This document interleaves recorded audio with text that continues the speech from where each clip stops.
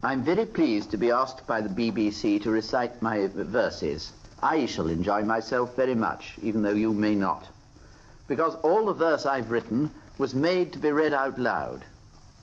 I've shouted it out to myself time and time over, every line, hundreds of times over. I've shouted it when driving motor cars, walking in the streets, or when I find myself in an empty railway carriage.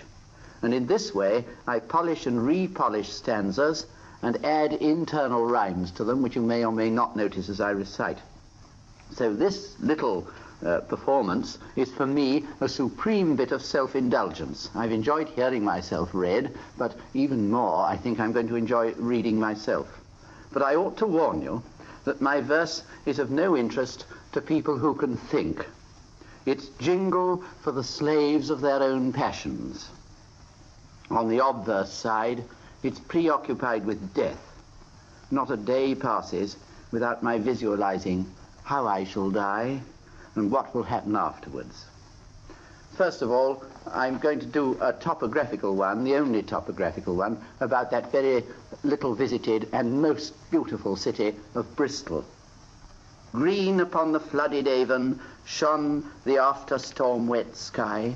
Quick the struggling withy branches let the leaves of autumn fly, and a star shone over Bristol, wonderfully far and high. Ringers in an oil-lit belfry, Bitton, Kelston, who shall say, smoothly practising a plain course, caverned out the dying day, as their melancholy music flooded up and ebbed away. Then all Somerset was round me, and I saw the clippers ride, high above the moonlit houses, triple-masted on the tide, by the tall, embattled church towers of the Bristol waterside. And an undersong to branches, dripping into pools and wells, out of multitudes of elm trees, over leagues of hills and dells, was the mathematic pattern of a plain course on the bells.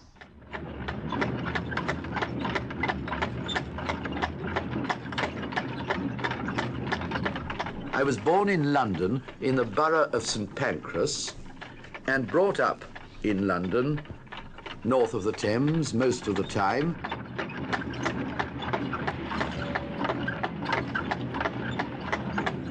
Safe in a world of trains and buttered toast, where things inanimate could feel and think, deeply I loved thee, 31 West Hill.